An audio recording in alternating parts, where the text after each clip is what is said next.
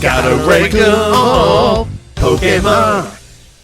Welcome to Spelunkers, a place for exploring video games and nerd culture. I'm Ryan, and this is Gotta Rank 'em All, the Pokemon ranking show where Chris... Hello.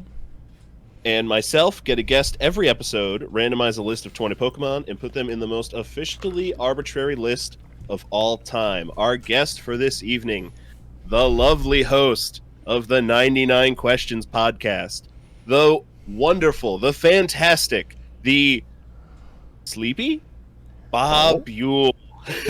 About to sleep talk my way into this list here. Thank you guys for having me. This is amazing. I love the concept of this, and I am all about it. The execution, but the concept, great. If anyone's just listening via audio, if this isn't a sell to watch the video version and see the ridiculous outfit I'm in, a Snorlax onesie for Pete's sake, a onesie. Which will come in even stronger by the end of this episode. We'll Bob, we're very happy to have you. Why don't you tell the folks your history with Pokemon so they understand where you're coming from with your decisions this evening? So I've got a rich history, I'm going to call it. I'm going to put my hood down for a little bit because it is a little toasty. I've been there since Gen 1, day one. Cartoon came out, trading card game craze. I specifically remember being in my probably, holy cow, second or third grade. We were in the auditorium, which we would like congregate in before school. And I remember the person in front of me was like, "You got to watch this cartoon show, but it comes on like an hour before school. It's this crazy thing from Japan, but you're going to love it. And there's this purple guy named Coffee. They named him after a cup of coffee, and he's really cool." I was like, all right. That was legit his selling point. He didn't understand it was coughing, because I guess he just watched the cartoon, God. And how would you know? And then from there, it completely blew up. I've played through every generation, mind you. Beating all of them? At least beating all of them. And one of my proudest accomplishments is Pokemon Diamond and Pearl generation.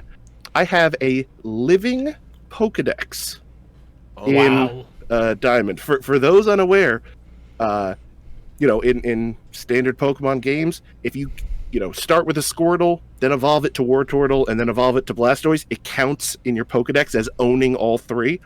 A living Pokedex is having a Squirtle, then having a second Squirtle that you evolve up to a Wartortle, then having a third Squirtle that you evolve up to a Blastoise, and then putting all three in your PC until you have every single one. And at that point, they were, I don't know, fact check me on this, but like 500 or so, 600. And I specifically, it was an undertaking, especially getting I got all the unknown. I got all, like, anything possible in that gen, I got. And I was very, very proud of that. And so now I shan't have the time to do that again, but it was a fun time. Going to the list, the all-knowing list, Gen 4's starters start in the 380 and 390 range, so... Okay. You're looking at 400 and change Pokemon, all said and done. Oh, yeah. That's a lot of Pokemon, Bob. It was a lot of Pokemon. Do you regret a moment of it? No. That's one for the checklist for sure. So and that's why we do this show. It's an appreciation of this thing that we all love so much. We tear it down a little bit, a little bit, yeah. We build it back up, but we've got a brand new list of 20 Pokemon and maybe one extra tacked on at the end there. Let's for the folks. Start off the night with Mandibuzz. Is a vulture Pokemon from Gen 5. The Japanese name seems a little vulgar, honestly. Vulgina? Yeah, you can't say that on the internet. It's fitting because this Pokemon appears to have a sort of chastity belt on his bottom there. Oh, sure do. They're 100% female. Oh, is that right? Interesting. I think Mandibuzz is getting a little bit of a resurgence recently because she is very prominently featured in Pokemon Snap. Several levels have a lot of real good Mandibuzz photos. So that's the first thing that comes to mind on when I see her. I still cannot find that game in stores. Everybody bought it immediately. I had to get the digital. Yeah, that's rough. I like the kind of like caveman design we talked about a little bit with Croconaw. They don't go to that well too often, so I like when they do. Yeah, bone in the hair. Compared to Braviary, the one from the alternate game, because this was exclusive to I'm not sure if it was black or white. To black. And that's the one that I had, unfortunately. But Braviary is just way cooler, undeniably. Yeah. Yeah, I think fine. You know, nothing here really super jumps out at me. I don't think anyone is going to the Elite Four with this. You know, No. Especially considering like when you get Vullaby, which is this first phase, like after the 8th gym when they're level 40, about to evolve into the 50s. By that point, you probably have a team. You're not looking for new additions. Yeah, especially that was like back in HM days, so like you cannot wait until after the 8th gym to get your flyer. That's ridiculous. Yeah. Yeah. And all the Pokedex entries are pretty uninspiring. They fly around in circles, they spot prey, attack it, and cover their bodies with bones in an effort to attract males, but no male Mandibuzz have ever been found. That's just kind of combining all the Pokedex entries. Interesting. So these things have like an innate desire to attract mates, but nobody has ever seen a mate for them.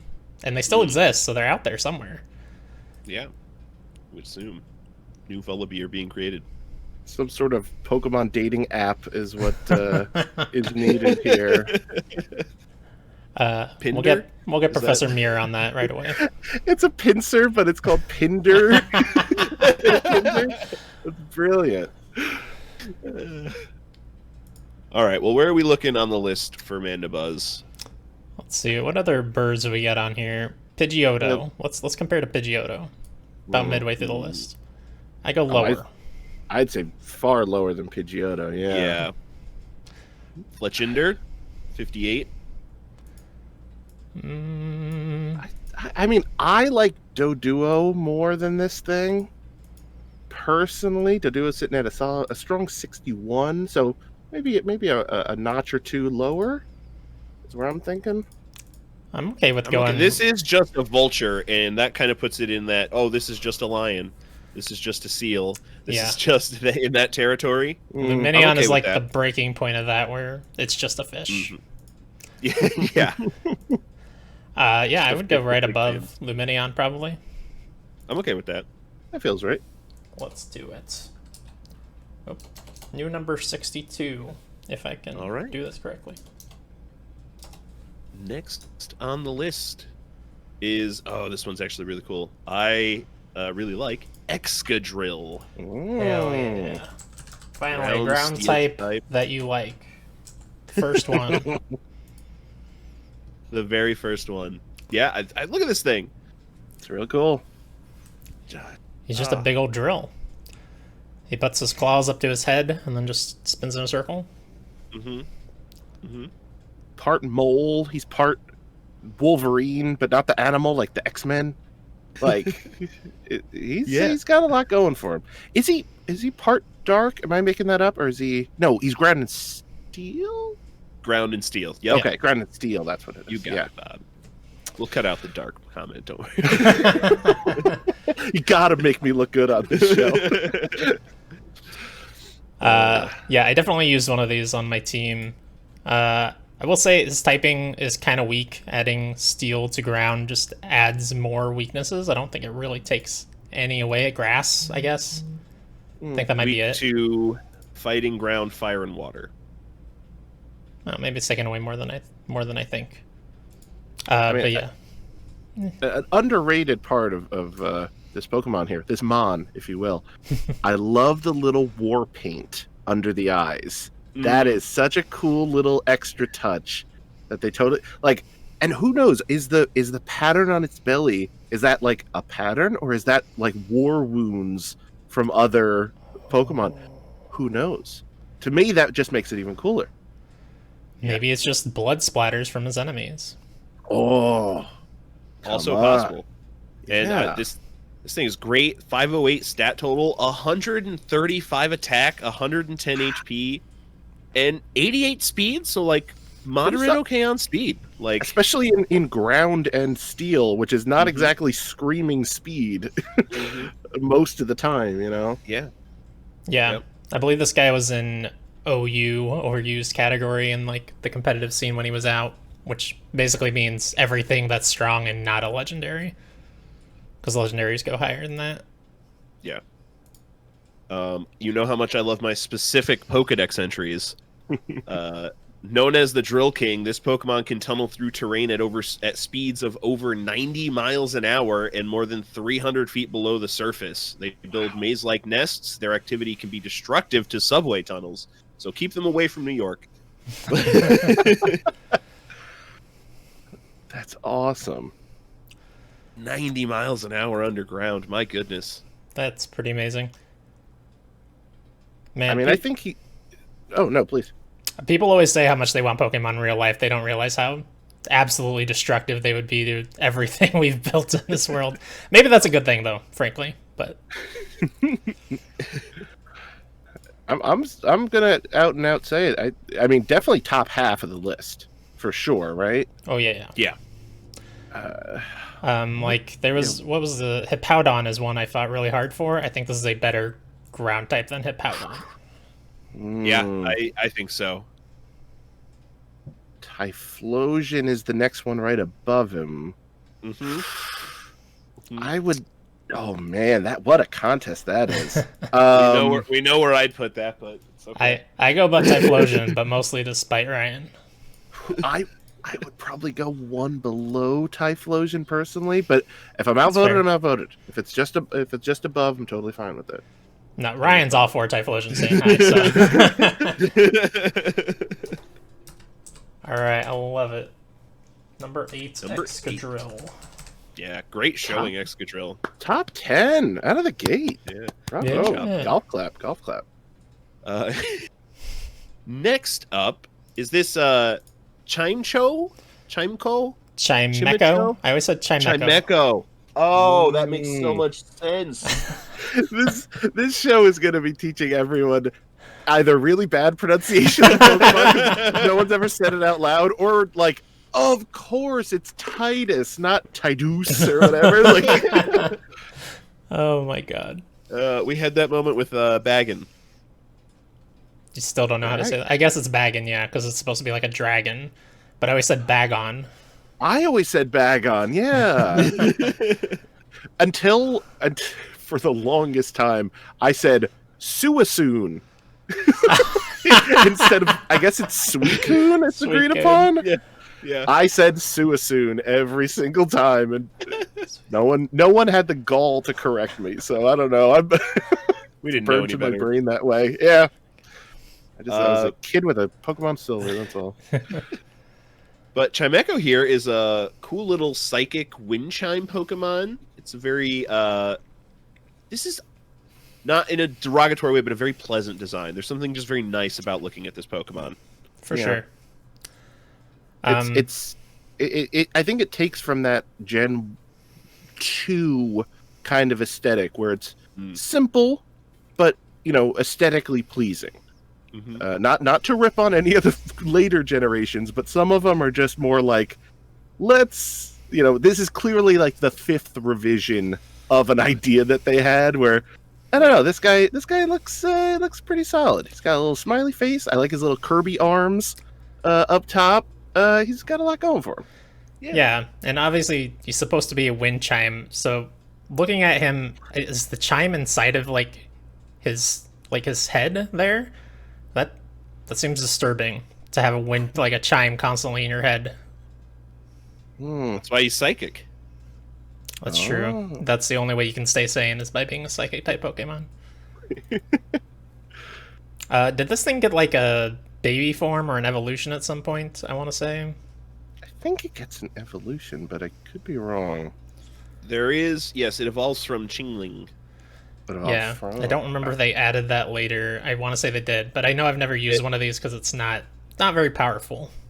I'm going to assume they added it later because the Pokemon directly before it in the national dex is Tropius, not Chingling.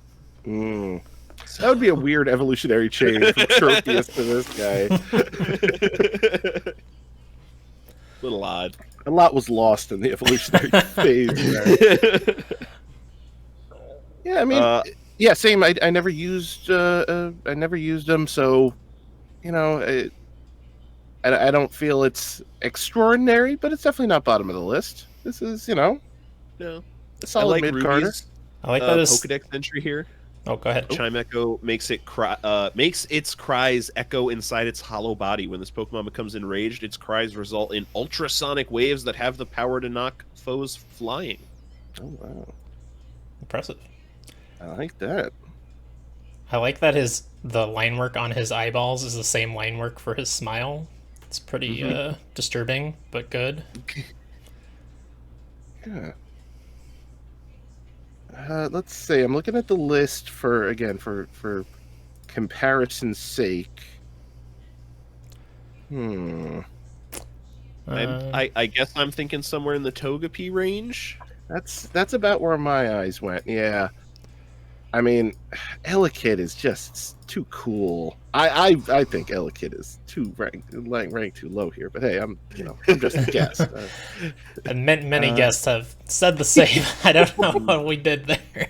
I think the problem with Elekid was he was a episode 1 pick, so he's just gotten picked around so much. Other things have made him move in an odd direction. Gotcha. I mean, I wouldn't be against like somewhere in that Cacturn Blipbug range. Yeah, actually, as I look further down, I realize I like our nerdy bug Blipbug more than I like this thing.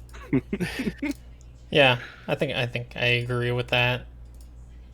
Terrakion, that's a legendary, but it's also like the lamest legendary. Maybe the lamest legendary.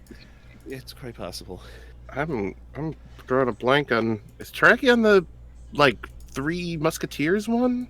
They're one of the 3 hooved legendaries from Gen 5. It's Virizion, Cobalion, and Terrakion.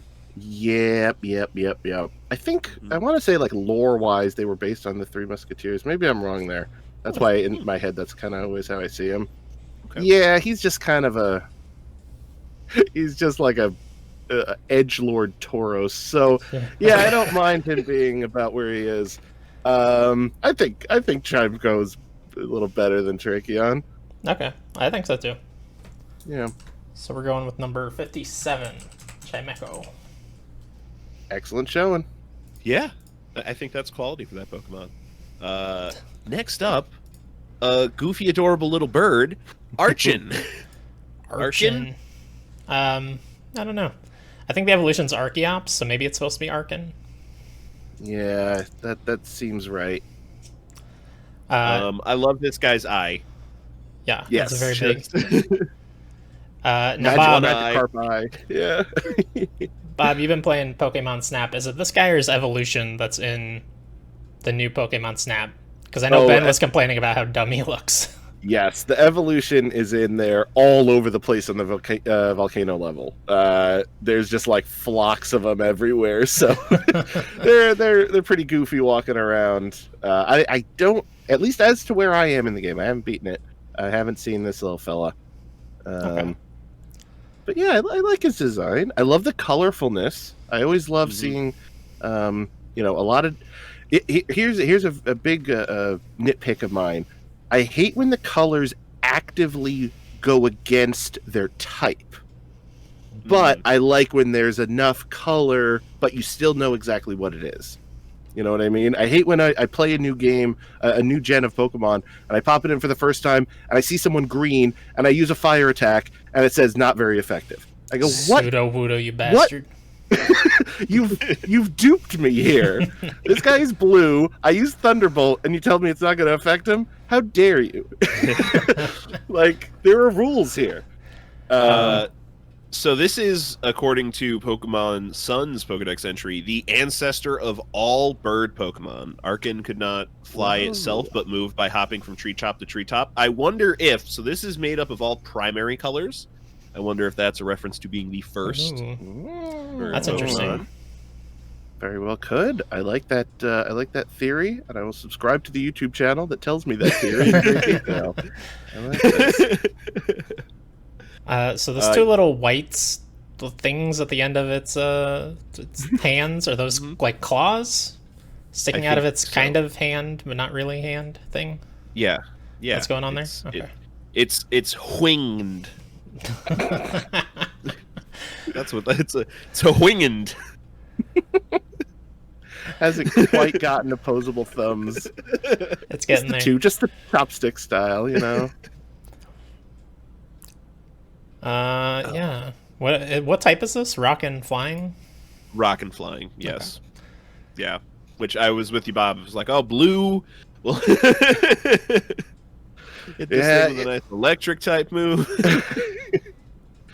But, you know, it's got that craggly kind of beak, so it indicates a rockness to it, and obviously just about anything with wings is going to be flying. So, you know, it doesn't fit my gripe, but, you know, we'll see as we go. Yeah. I mean, it's also it's a good bet with Pokemon that if it looks old, it's probably a fossil Pokemon, and it's probably a rock type.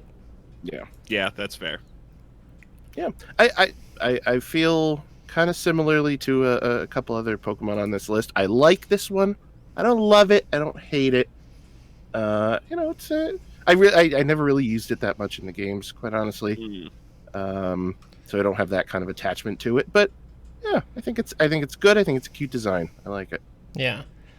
So I think the only other fossil Pokemon we have on the list is Ammonites. That's very, very low. Whoa. Yeah, maybe a little too low for me, but it's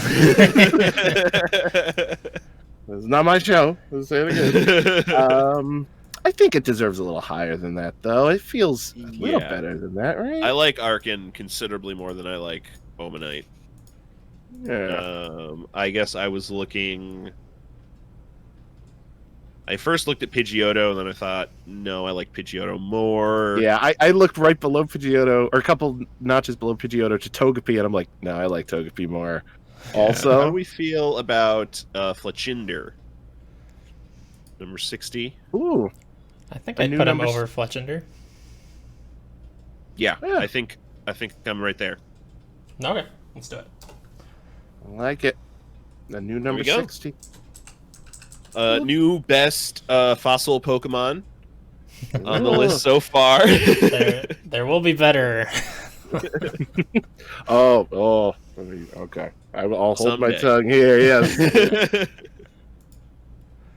Next up, definitely not a fossil Pokemon, Glorion Lanoon. Pure Dark type, right? Dark normal. Dark and normal. Okay. Yep. Do not bring this thing to a fighting challenge. Very weak against fighting. I hate anything that has normal typing added onto it, because all it does is make it weak against fighting. I guess it makes it immune to Ghost, but it was already immune to Ghost, right? Because it's Dark. Isn't Dark immune to Ghost, or just not very effective? I think it's just not very effective, if memory serves. Immune to Ghost, but that's just normal. No, and I'm looking at this Lanoon. No, regular. No, so it's got to be normal. Yeah, the normal's immune to Ghost. That much I do know. It's a long day. Listen, the type chart is nothing to, you know, it's more tricky than people give it credit for. It's intimidating. Because everyone remembers the fire, water, grass thing, but then when it's like psychic against fairy versus steel versus it gets a little hairy. I'm not fairy gonna fault broke that chart in my mind. I can't remember. I know fairy's good against dragon, and everything else is above my head. I know it has something to do with fire. I don't remember which way that is though. I think fairy's weak against steel. I think. Really? Oh wow. So yeah, just random. I've played all the games, but the type chart is burned in my brain from like a Pokemon Silver strategy guide when I was like 12. And anything past that, it ain't working its way in there. Yeah, which Reading thankfully, the guides, you will be missed. yeah, thankfully they had already added Steel and Dark, so you have everything except for Fairy, because it's the only type they've added since then. Yeah, that's right. So how much does it say about Glorion Lanoon that we kind of veered right off of talking about Glorion? I mean, he's got a nice, like, we've already talked about his evolution earlier. Mm-hmm. He's got, like, the tongue, the kiss tongue hanging out, which is nice. Yeah, there's definite Rockstar vibes, like, whether, kiss or, like, a Ziggy Stardust type of thing, the star over the eye, the tongue out. There definitely seems to be some sort of heavy metal inspiration here. But, yeah, overall, listen, Lanoon, you're doing all right. I'm not going to invite you to the dance, but you're hanging out in the corner. You're enjoying the music. You're having fun. I'm sure Bidoof will ask you to dance. Yeah, it's fine. Yeah, that's where I'm sitting too. I believe we put Lycanroc really high. Right? Or isn't that the evolution's name? Remind me. Obstagoon. Right? Obstagoon. Lycanroc's a different one. Yeah. We haven't ranked Lycanroc yet. So we definitely want to go below that, I think. Obstagoon's way better. Yeah. And speaking of Lycanroc, I like Rockruff a lot more than this thing. Oh, yeah. Come on. Rockruff's adorable. He's a puppy. He's a puppy. He's a stone puppy. But you could pet him. You could pet a rock. That. He will scratch you though with his weird neck rocks. It's in his Pokédex entries. How do we feel against? Yeah, I was just looking at Fire Poop Darumaka. Yeah, if you're not aware, Bob, Darumaka poops out very hot poop, and people use it to keep warm. They use it as hot hands. It's pretty great. Even. I was going to say, hot poop somehow got it a 47 on the list. That's why it's 47 on the list. Yeah, that's the entire reason. Oh, man. I think it's a little high. Because, again, I look a couple spots below. It's like, do you really like Ghastly, Togepi? Do you like them less than well, Gene Simmons Pokemon here? Here's the thing with Ghastly is he literally has a Pokedex entry that says a strong gust of wind will evaporate him. That dragged him down a bit for us. Listen, my knees aren't what they used to be. A strong gust of wind might take me down too. Doesn't mean I don't deserve a rank in here. To be fair, Mega Gengar is number 2 right now. We do like that evolution chain.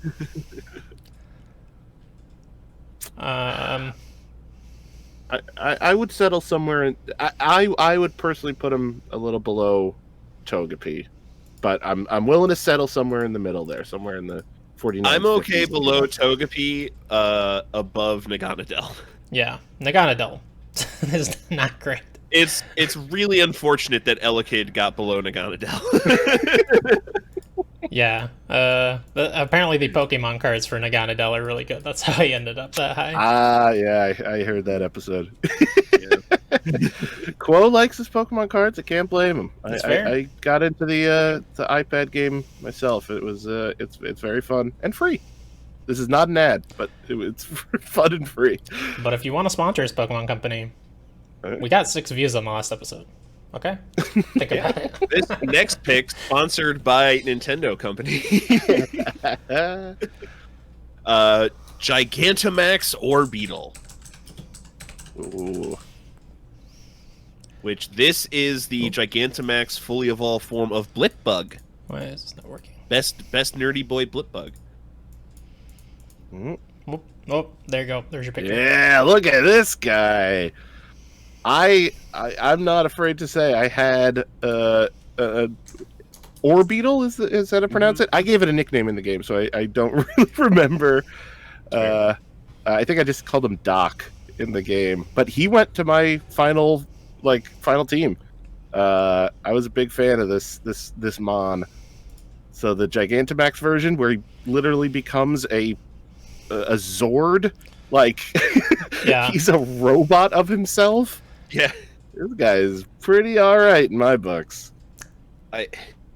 Pokemon Shield Pokedex entry for Gigantamax Orbeetle. If it were to utilize every last bit of its power, it could control the minds of every living being in its vicinity. And Shield's non-Gigantamax version indicates that it could control and study things 6 miles away. Very specific. Very specific. So how much more does the Gigantamax version get? The whole planet. So much more. That's a large vicinity. Which is more than 6 miles. I am under solid understanding. By at least a little bit. I like this thing. Yeah, this guy's cool. He's got windows. Like, look, his shell has windows in the back, which definitely improves at least the resale value or the Zestimate of this Pokemon.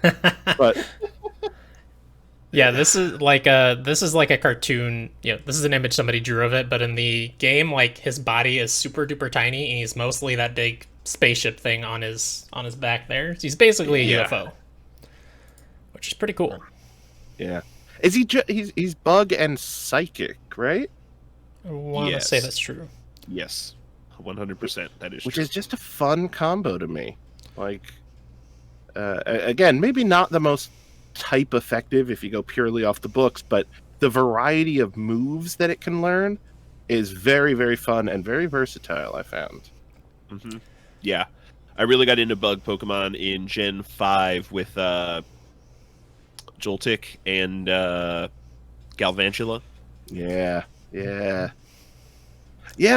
Pokemon really didn't get a lot of limelight. It was like the alt Pokemon for the longest time. It was like everyone loves Scyther, but it's like, are you gonna really pick a Scyther for your team of 6? Like, there's probably about 6 Pokemon cooler than Scyther in like Gen 1, and same thing with Gen 2. It's like, oh, Heracross is so unbelievable. It's like, yeah, but you love him for fighting moves, not for bug moves. Let's be honest. Yeah, exactly. If it weren't for the fact that you have to beat the entire game before you could get access to Scizor, I think Scizor might have been like an MVP there, but you gotta beat the game and get on the SSN for that.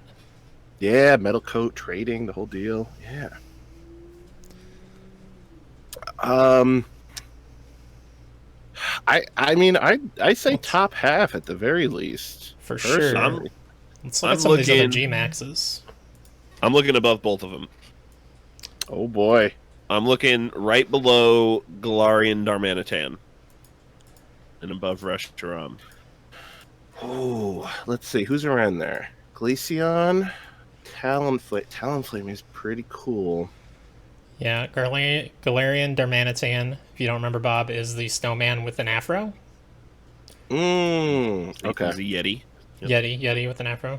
And Reshiram is the legendary from, I guess he's from Black, right? With a jet on his butt. Or no, did the thing where in Black you caught the one that was completely white, and then in Pokemon White you caught the one that was completely black? Yeah. Oh man, but right below both of them are Gyarados. Dang it! I'm a sucker for like the best of Gen 1. Will always I could go below Gyarados on my list. But then you have a champ. No. He might be cooler than Gyarados. I mean, look at this guy. He's a UFO. He's a big UFO. He's pretty cool. A UFO who could take over the world, or at least 6 miles. We're determining the range with its mind. I might go above Gyarados, or above Gyarados or above Reshiram. I would say feels about right to me. Yeah, I'll let you guys decide. Exactly where. I'll go above Reshiram. There we go. That's it. Wow, number 17 for its rookie year. What a showing! Came out strong. I mean, really. Yeah. I wish I could name a sports reference here, but I just truly no clue. I'm kind of ladybug. I was thinking of every basketball player I know, and I ran out after about 6, and I was like, okay, I'm just gonna stop this joke right now. So no UFO themed wrestlers, Bob. Actually, several. Yes, Chris Statlander is actually canonically an alien. Really? AEW wrestler, wonderful Canonically an alien. Yes. Next up on the list, I don't think this is going to do well by us, but Bob may be able to sway our votes. You can redeem Ammonite's position on the list here, Bob. That's all on you. You don't like Spike Cannon? As we ranked Omastar. It hits 2 to 5 times for moderately low damage. You know, it says 2 to 5 times, but it's always 2. It's always 2. Like 80% of the time it's 2. All right. Now, listen, I like I said, I am a defender of a lot of the Gen 1s. Mm-hmm. I was always a Kabutops, and above that, always, I would say maybe in my top 10 Pokemon of all time. I'm very sad we didn't get to do it on this episode. I'm an Aerodactyl man through and through. Strong pick, yeah. I love an Aerodactyl. I think it is still to this day one of the coolest looking Pokemon. So Omastar, sorry, bud. I don't know how you're gonna fare here. Well, Pokemon I'm curious, Bob. Where would you put him? Oh boy, like carte blanche here with the list. Well, let's see. Well, the best comparison, Omanyte is 80, and it's at least better than Omanyte, right? Mm-hmm. Yeah, I think so.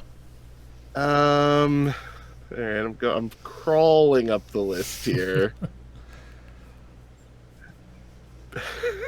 Gosh, Pick a Peck, I would say, is probably about where it's going to cap off here.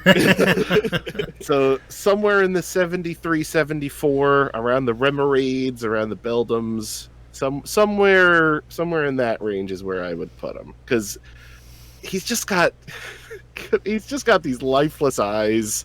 I love him. You know, it's not if he had like a super unique move set or something like that, maybe, or super unique combination type.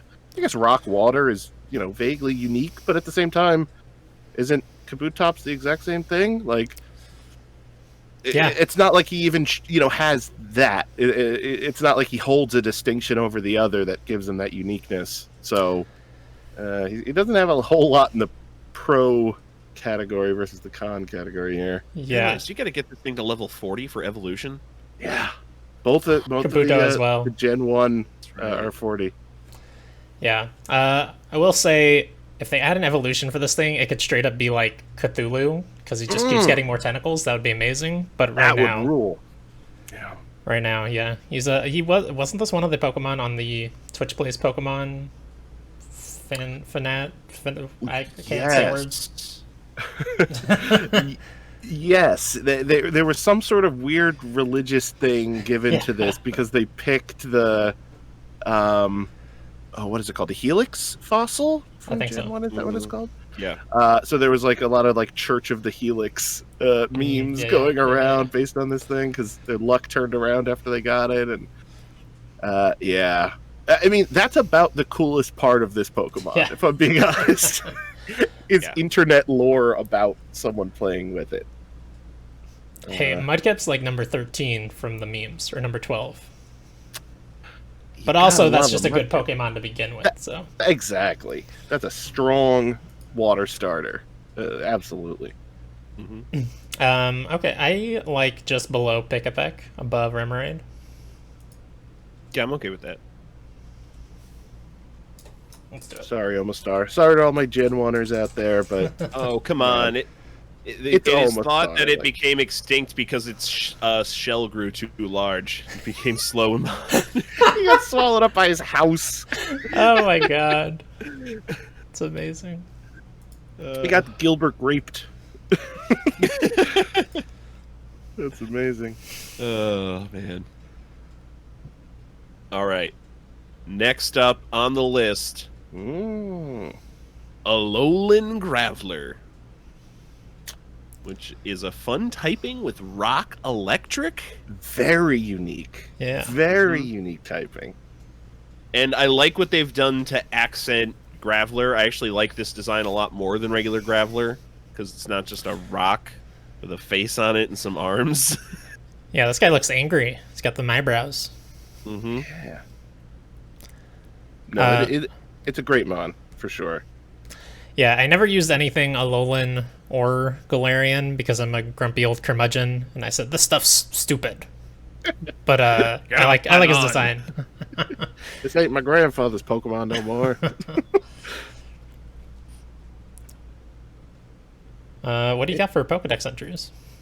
Ooh, yeah. I'm curious what Ye Old Pokedex says about this guy. Oh, I like Ultra Sun. When two Graveler fight each other, it fills the surroundings with flashes of light and sound. People call it the fireworks of the earth.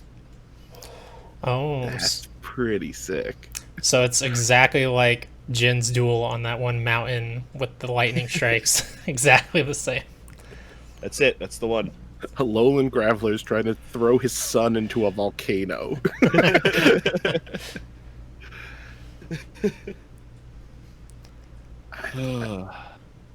He's good. He's very cool, but again, I don't know. I never ended up using him. I love the type combination. I think his design is definitely a notch up from his Gen 1 appearance. Yeah, I love electric. I love electric types. I feel like I rarely use a slow electric type though, which I assume he is still very slow. There's so many fast ones. Yeah. Yeah, same stat distribution as non-Alolan Graveler. I have used one of these, and I'm sure Alolan Golem would be fantastic, but Alolan Graveler starts to get outclassed due to the lack of that final evolution. Yeah. So what do we compare him to here? Well, let's see. Looking at another middle evolution that's really outclassed by its final evolution, I'm seeing Fletchinder. As an idea. I think well, we just put in Archen. How do we feel he compares there? I would say higher. Yeah, I think I like this design more. Like a little higher, yeah. I like him more than Terrakion. Agreed.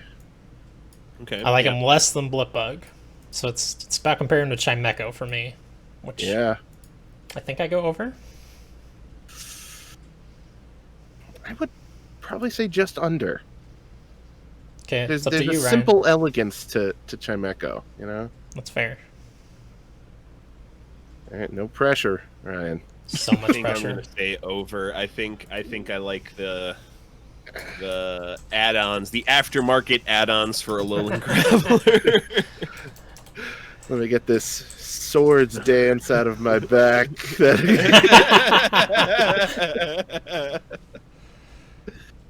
No, very fair. Very fair. Yeah, it's close, though. Don't get me wrong. Chimecho's simple, beautiful, Number 59, that is. Alolan Graveler. Our next Pokemon. Also elegant. Fragrant, even. Aromatisse. Aromatisse, eh? All right, I'm gonna put this on you, Chris. What do you think of Aromatisse?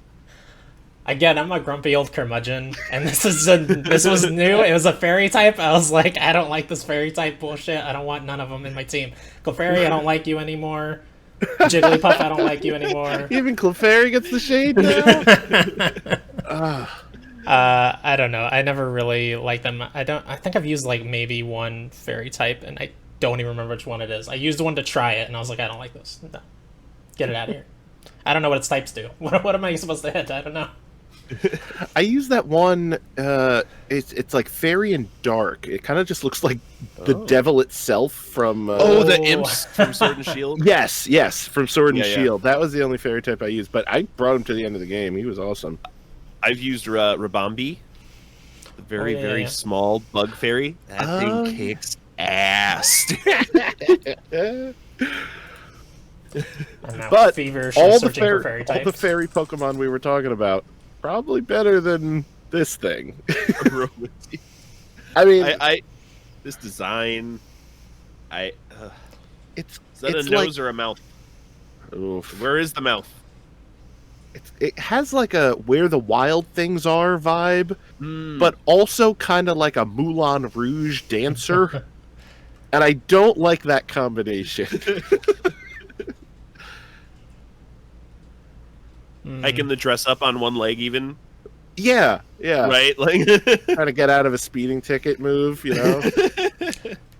You know what? I remember the fairy type I used, everybody. Well, first of all, I used Primarina because I use the water starter every time, but that doesn't count. I used Hatterene. Hatterene's amazing, if you remember that thing. Yes. Just a big old wizard-looking guy.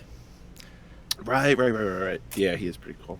I will say anything right now to not talk about this thing anymore. Yeah, this is gonna... I don't like it. I feel like this thing is gonna go pretty low, if you ask me. I could go right above Jinx. It's got to go above Electrode. We can't give Electrode credit. I don't know how you feel about Electrode and Voltorb, Bob. I know you love your Gen 1s, but they're just Pokeballs. But they got those angry eyes. The only thing that gives them more praise to me is that, especially in Gen 1, all the items were just the symbol of a Pokeball, and somebody on the design team was like, wait a minute, guys. What if we hit a Voltorb as the item?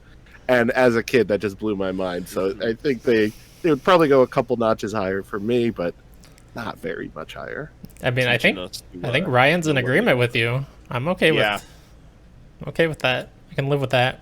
Or Aromatisse. I just had to look at this thing's name again. I didn't remember. And its Pokedex entries talk about producing smells that eventually make you lose your sense of smell. So I'm not about it. Yeah, not a fan of any of that. Next on the list. New second to last, Aromatisse. Yeah. Pushing Jinx into number 90 territory. Well, hold on now. We've got a competitor. Oh, yeah. I just immediately looked at this thing. I forgot it. I even put it on here. I was like, what is this? I don't remember. Bruxish? Bruxish? Yeah. What is this supposed to be? I'm a fish. Gnash teeth Pokemon. Oh, God. It is. This is why there's homeowners associations, because someone wanted to paint each wall of their house a different color, each window paint a different color. This is the Pokemon version of that. It's not great. It's messy looking. It's again just kind of going for the diva thing. It reminds me of, God, what are their names in Gen 3? Huntail and Gorbis? But way uglier than those. Those are simple designs. Yeah, the fish types in those. Does this thing evolve, or is this just a standalone? I want to say it's a standalone, right? Yeah. It is not known to evolve into or from any other Pokemon. And is it straight water, or is it like water psychic or something? Water psychic. Which, I mean, at least that kind of explains the coloration. I think the psychic. Yeah. Very psychedelic. I'll say it right here. I don't like my fish to have such pouty lips. Especially with such large teeth. Yeah. And what type of Pokemon did you say it was? The Gnash teeth Pokemon. That's bad. Yeah, Moon's Pokedex entry talks about it grinding Shelter's shell to get the meat inside for food. Poor Shelter didn't have a chance. What did poor Shelter do to deserve this? Yeah, don't like it. Don't like it. No. So shelters have two fates in life. They either cling onto a Slowpoke's tail to become a Slowbro, or they get eaten by this monstrosity. Just don't live near Lola if you're gonna be a Shelter in life.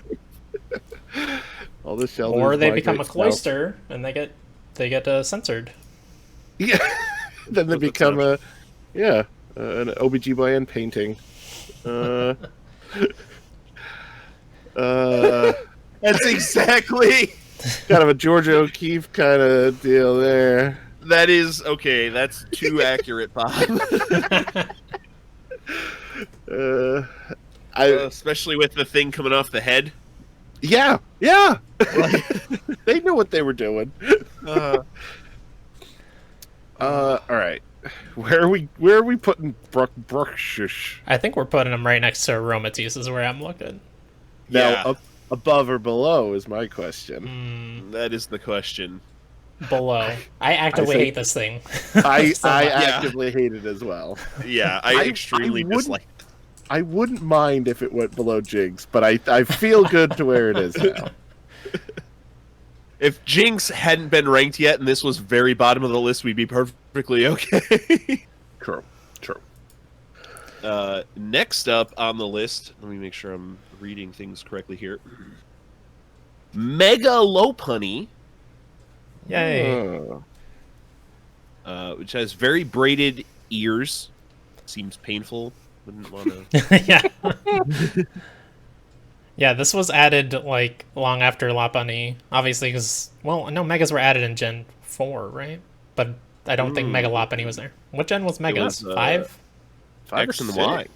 Oh, Yeah. 6. Wow, okay. Yeah. So that's probably where they added Mega Lopunny. I definitely used the Lopunny in Gen 4 and liked it well enough, but I never used this thing. It looks like it's just like Lopunny if it mated with a Blaziken. Got a little bit of Blaziken energy in there. Yeah, for sure. I like the butterfly hair it has going on at the front of its head. Now, I'm really just observing that. I don't know if I actually like it or if I'm just observing it and saying that I'm liking it. That you like it. No, I think it's got a cool design overall. I agree with Chris. I never really, a Lopunny or Lopunny or however it's pronounced. I don't know. Like I used when it originally came out, ever so slightly, but I did. And then by the time it had a Mega Evolution, I was like, hey, good for it. But I never really did anything with it. But looking at the design from a kind of taking a step back, I think it's pretty cool. It's fine. Yeah, I think it's fine. Do you think are its legs supposed to be like fighting game characters from that era that just had like torn tights for their pants? Is that what that's supposed to look like? That makes sense. That would track. It gains fighting type when it goes Mega, so. Oh, that's pretty cool. That is definitely better than straight normal. I feel like a parent like defending its kid. Like, yeah, look, I did pretty good in that play. I know he played the tree, but look at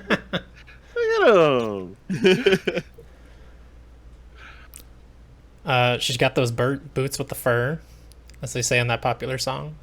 With the fur? Yes, that's exactly what they say. Uses her ears like whips to strike at enemies. Ultra Sun. Pretty cool. Intensely combative disposition. Wow. Sounds like the person who would be wearing boots with the fur in the club. We're all looking at her. The whole club. Next thing you know, they got Lopunny.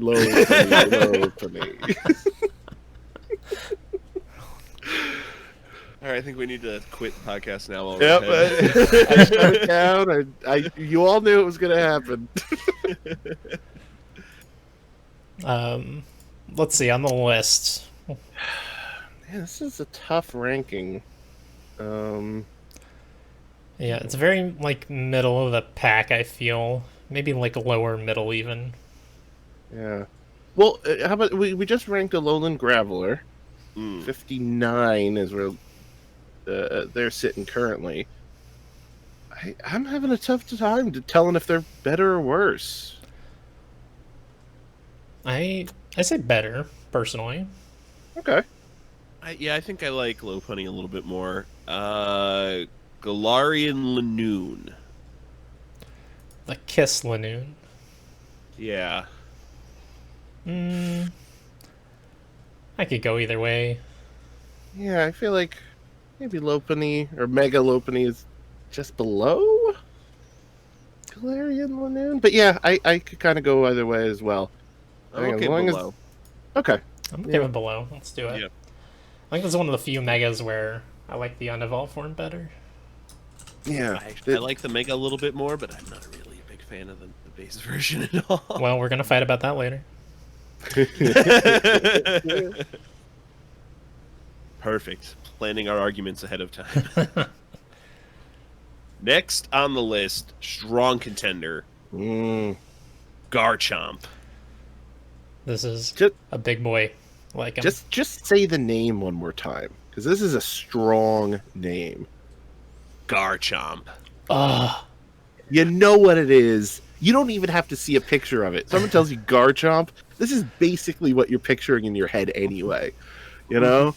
Really, really good. Yeah, I mean, like he's a land flying hammerhead dragon. Yeah. With arm and leg teeth? Like, yeah. Yeah, dragon and ground, pretty good typing, as long as you don't get hit by an ice move. And relatively unique typing, at least for the time. I don't think that existed at the time. Yeah. Is there another one that's come since? I can't think of one. But I don't know the later gens as well. Maybe that one from Sword and Shield, the one that kind of looks like a puppet.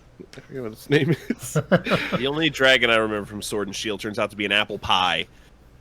Oh, yeah. That fella. Yeah. I want to use one of those. I think that's only in Sword, right? I got to get Sword if I want to use that. No, there's two different forms. Oh. Yes. They turned into two different types of pastries. Yeah, one was like apple crumb and one was a classic apple. That's amazing. It's pretty cool. It's dumb as heck, but it's pretty cool. Depends on what kind of curry you feed it. Anyway.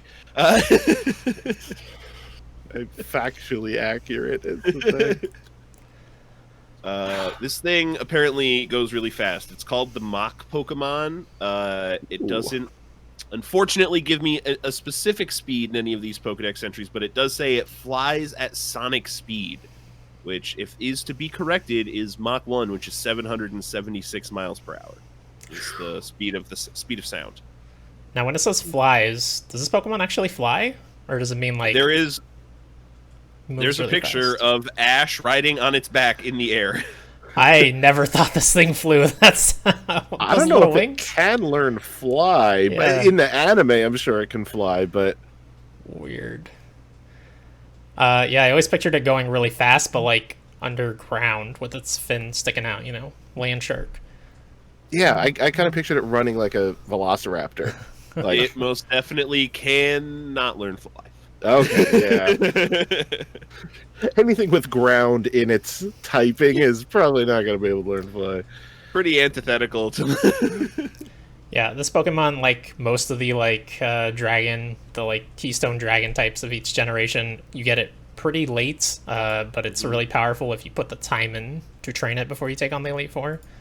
So I feel like a lot of people probably didn't get to use one, just like, you know, a Dragonite or whatever, unless they played the game multiple times, just because it comes so late. But he's probably my favorite of those. Sacrilegious, maybe, but like those late dragon types, I think he's probably my favorite. Wow. I'm not mad at that being a favorite of anybody's.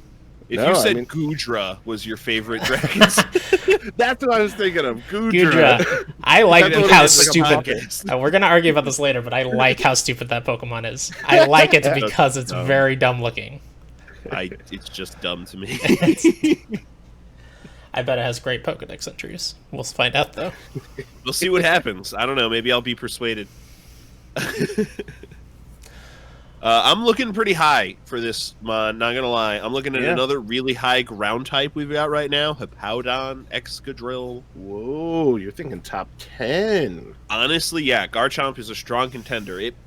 Part of me is dying as I say the following sentence. If this goes above Typhlosion, I might not be upset. For me on this list so far, if you've listened to the episodes, you know I was not the biggest fan of the Articunos both being so high. I think this is number 1 for me. Whoa! All right, hold on. Let's really break this down here. Bring me down here. We got no. I'm not saying it's.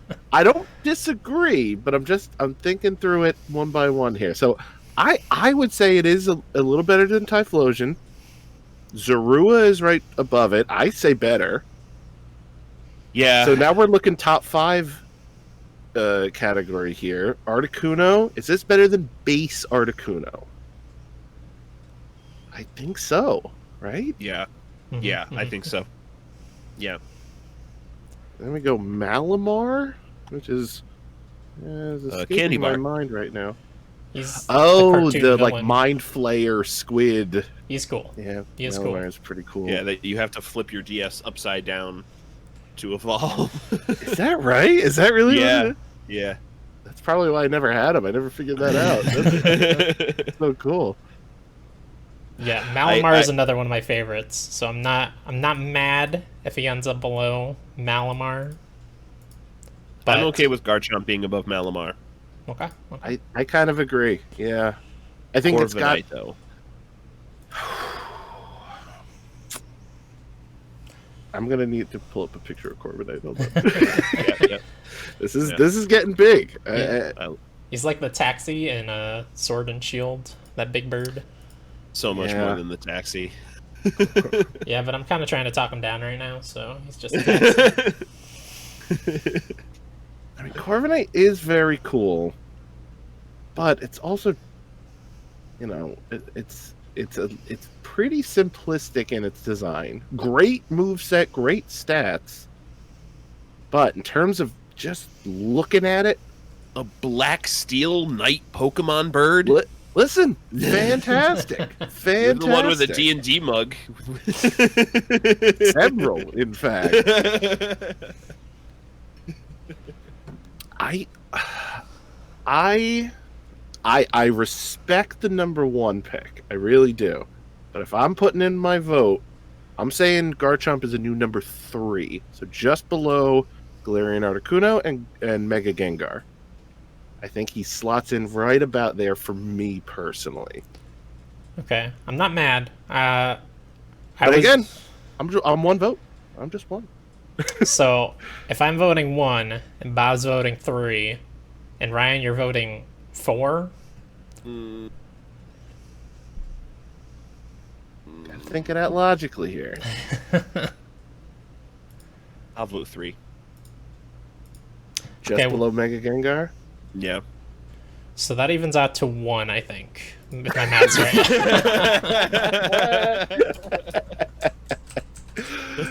A new number 3 crowned here today. Yeah. Taking home the Great bronze. Garchomp. Excellent. Heck of a showing. Yeah, great job. Wonderful. Great Pokemon. Great Pokemon. Next on the list, we ranked the first form of this Pokemon. We are now ranking the second form of this Pokemon. I don't know if this form gets cool yet or not, though, is the question. It's better. Metang. It's better than Beldum. Metang is definitely better than Beldum. Better than a single eye on a rock. With 3 claws on its ass to stick up. It's like grab onto a mountain and watch you walk by. I mean, I like Metang, all things considered. I think It's unique. It's very unique. I like its type pairing. And especially considering, I think a lot of the second of 3 generations, that like sophomore, evolution, always gets the short end of the stick. Like, no, you love Charmander because it's so cute. You love Charizard because it's just the coolest thing on earth. You look at Charmeleon and you're like, move out of the way, get out of here. Like it's that, it's the sophomore, little middle brother syndrome or whatever you want to call it. But I think Metang, all things considered, like if this was just a standalone Pokemon, you would say it was probably pretty cool. Granted, it has that third form that's just baller that by comparison it loses out to. But just from standalone, I think it's pretty good. Yeah, I think this is on the better end of the middle evolutions. Yeah, comparing him to like a Bronzong If you guys remember that guy, the other Steel and Psychic from Gen 4. I mean, he's better than Bronzong, and Bronzong is fully evolved. Yeah, for sure. Yeah, he's just a bell. Like, oh my god! Philly did that I never hundreds of realized years that ago. thing was a bell. I just thought it was some dumb looking chunk of steel.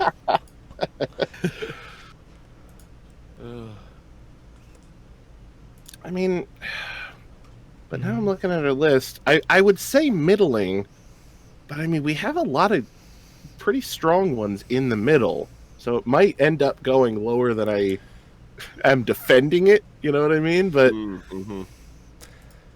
again, I keep going to the middle of the list and going like, is this thing better than Togepi? I don't think it's better than Togepi, so I'm immediately slotting and looking a little further down. Clink Clang? How do we feel about that? That's another weirdo steel type. I think this is considerably better than Clink Clang. Yeah, I would agree. Well, oh yeah, no, please. I think this is better than Cacturn. That's where I was looking. Yeah, is it better than Meganium?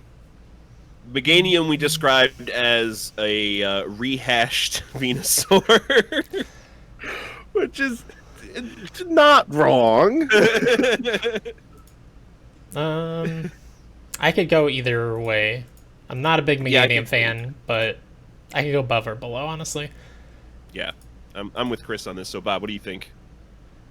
Let's go a little above. One slot above, so just below Elekid, a new 58. Yeah. Here we go. Perfect. Excellent. Matang.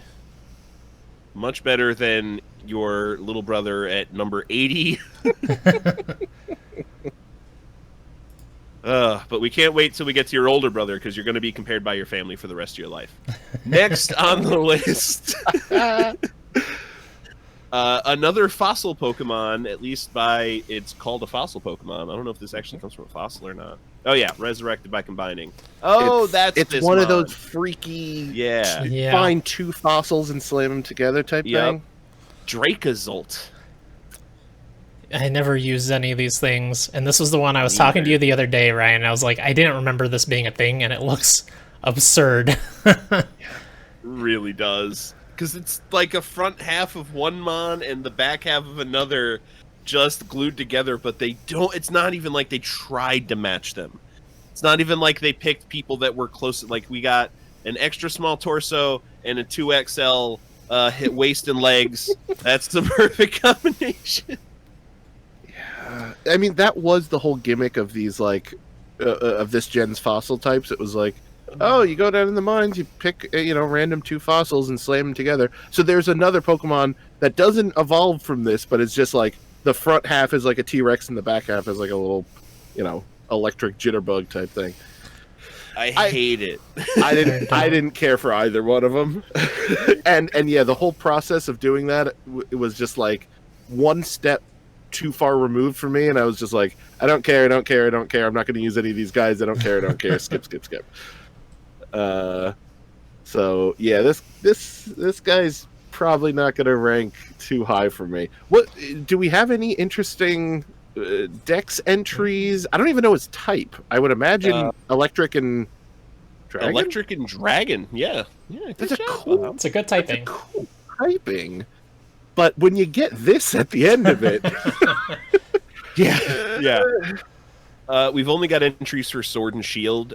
In ancient times, it was unbeatable thanks to its powerful lower body, but it went extinct anyway after it depleted all its plant-based food sources. The powerful muscles in its tail generate its electricity. Compared to its lower body, its upper half is entirely too small. Even the Shield Pokedex entry agrees with me.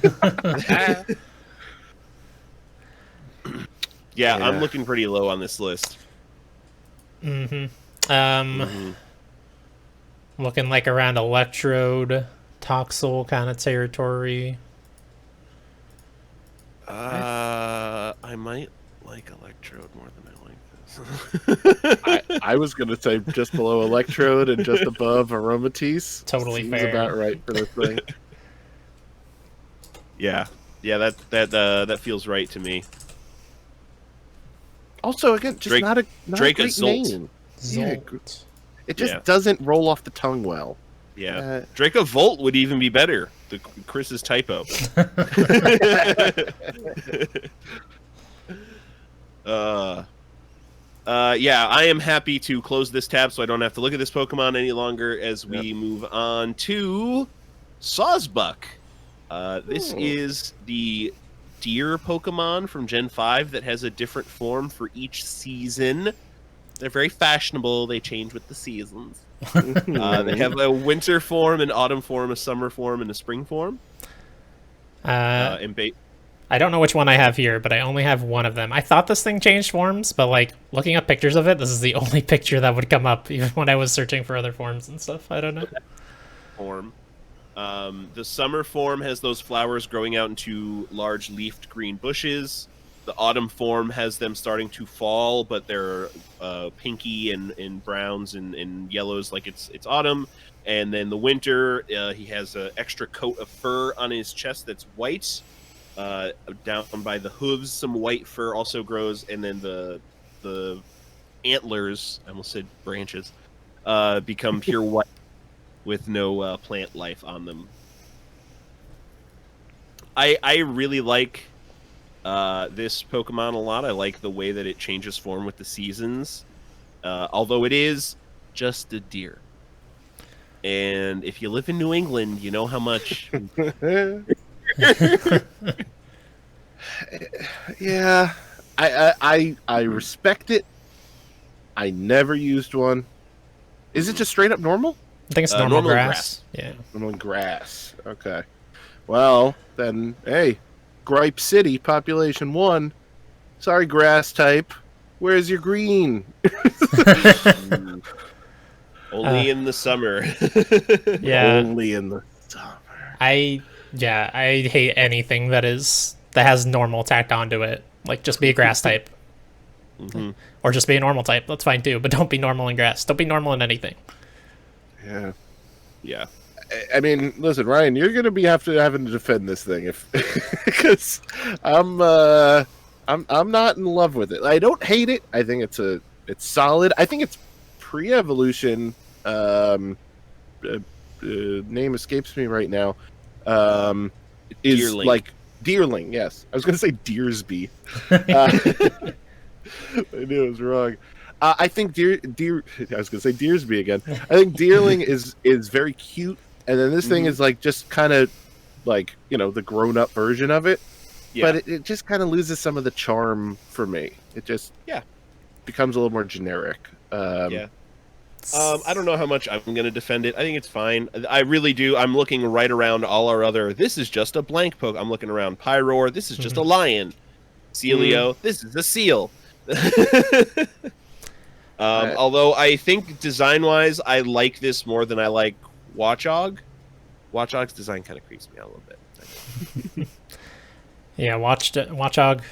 God, what is that animal again? Meerkat? It's just a meerkat, right? Yeah, it's just a meerkat. Well, what's Watchog? Right above it is Luminion, which is literally just like a fish. Yeah, just a fish. I'm okay putting this at the top of like the just a blank territory. I'm fine with that. Yeah. Let's do it right below Mandibuzz. Yeah, I think that's perfect. At least Mandibuzz has that bone in her hair, you know? There's something there. Yeah, more fun design, I think. Where this is, I like the idea behind this Pokemon. I like what they're doing. You know, they're living their own life. They're living their best life, and that's good for them. But I only have a team of 6 slots, so especially if like the what's the Pokemon that Rotom that like can change its form but also change its type in the process. If that's what happened here, if it was like a normal grass in the summer and then a normal ground in the, you know, whatever, normal ice in the winter, if that like that would be fantastic. I think that would raise it up a lot and it increase its use a lot.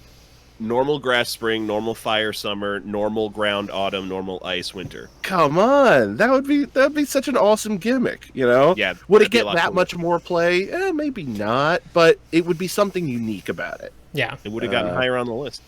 Yeah, that's and that's really all that matters. Exactly. We know why Pokemon Company makes these Pokemon. It's for us to rank. They were preparing for this podcast all along. All along. We just had to let them get enough Pokemon before we really started to make it worth our time. We're not just going to do when they've got 150 Pokemon. Obviously. Yeah. Let's get over 1,000, please.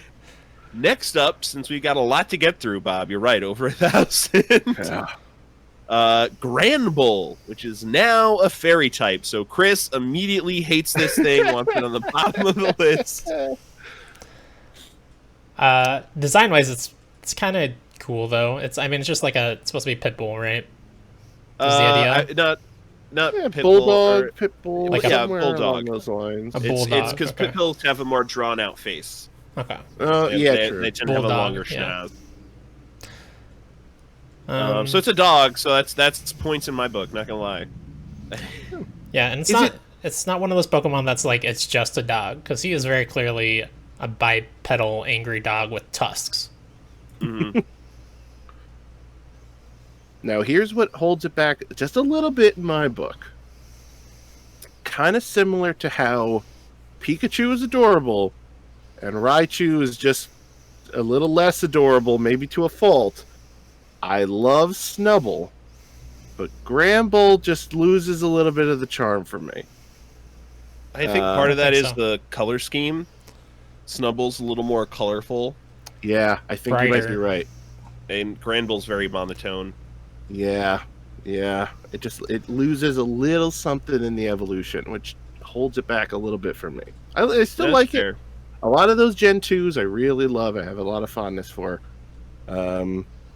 Granbull, and again, never got a lot of play for me, whether it was a normal type or a fairy type. It was one of those, hey, you can catch this early. Great! I can't wait to put it in my PC. Yeah, can't wait to retire you. If you want a dog in Gen 2, it's Houndour, right? Houndoom. Mm-hmm. Yeah, especially because Dark type was like the thing then, Mm-hmm. Yeah. Although I never went that route because I always picked Cyndaquil. Always. Well, I was a Totodile man through and through. My man. You never challenge yourself to do an all fire team or anything like that? I've done all water. No, I haven't done that. That's fun. Maybe I'll have to do that as I play the rest of the Pokemon game over the next year. Yeah. That could be fun. Yeah, all the Pokedex entries just talk about well-developed lower jaw with huge fangs, causing it to tilt its head. It'll try not to bite though, unless it's startled. So it's not, even though it has an aggressive look, it's not internally aggressive. Yeah, it's got to get prodded. So, looking on our list, we like to go to this spot, Togepi. I think it's weaker than Togepi, personally. I agree. Yeah. Mm-hmm. Because Togepi's that good middle of the line. So I keep looking at Togepi for a little higher, a little lower. And yeah, to me it's definitely a little lower. I like Matang more than I like Granbull. I agree. We just ranked a little bit lower. I would even go below Meganium. What above Cacturn? You know what? I'm okay with that. I think that's a good spot. Yeah. I was going to say right up. Yeah. Sounds good to me. Excellent. Granbull, reliable, but it's going to be middle of the pack, Yeah. Call me when this isn't a competitive mon. Call me when Snubble's in town, and I got something cute to look at. But when you got the kids over, it's the birthday party. All right, Chris, prepare to take your gloves off as we hop into the ring to fight over Goodra. I didn't remember if that was on this episode or the next one, because they're both prepped. This thing's so stupid, but I love it. It's just got goo seeping from his hands and his face. He looks like he just dug into dinner and really just had no decor about it at all. Just absolutely guzzled down dinner and left it all over his face and his hands. He doesn't even care. It's very stupid. I'm not going to argue that it's not stupid. I'm not here for that. So the difference is I'm saying it's stupid, period, and you're saying it's stupid, it's charmingly stupid. It wants to cover me in sticky slime. No, thank you. It's very friendly. It wants to hug its beloved trainer, leaving the trainer covered in sticky slime. Yeah, yeah. You don't like Nickelodeon, man? This is the Nickelodeon mascot right here. I'm not 8 years old anymore. I don't. They also didn't hug the slime onto people. They just they poured it from this. They didn't have like Mark Summers come down and hug someone covered in goo. Hey, you didn't see behind the curtain there. They had Goodra hugging their trainers up there, and then the goo just seeps down. Goo fall is not a phrase I enjoy. All right. What's the typing on this thing? Remind me again, because I definitely never used it. Just dragon. Just dragon. Dragon. That's it. It's a little too gooey for me. Yes. Thank you, Bob. Because the more I look at it, it's like its design is fine, but just kind of. I don't know, nothing really. It's built kind of like a Pixar mom. Like nothing really jumps out at me here. But again, it's the like child like pick me up arms out to front, and then just covered in snot and goo. Yeah, it is kind of it has kind of man baby vibes because I think it's huge. I think it's like Dragonite sized. It's 6'7". Jeez. 331 pounds. From Battle Creek, Michigan. It's Goodra! Okay, well, let's compare it to another freak on the list, Naganadel. That's about 30 slots higher than I was looking. Oh, boy. Well... 30 slots. Or it's better than Swalot, right? Come on. I was looking right below Swalot. Below Swalot? That thing is all slime. It doesn't even have a cool dragon behind it. This thing's named Goo. He's got a point. You're telling me it's not all slime as well? I could go above Swalot. Who's his I'll name? accept that. His name is Gooey Steve. What does he do? Okay, so we're going to number 86. Does that sound good? Oh, wait, that's not the close of arguments.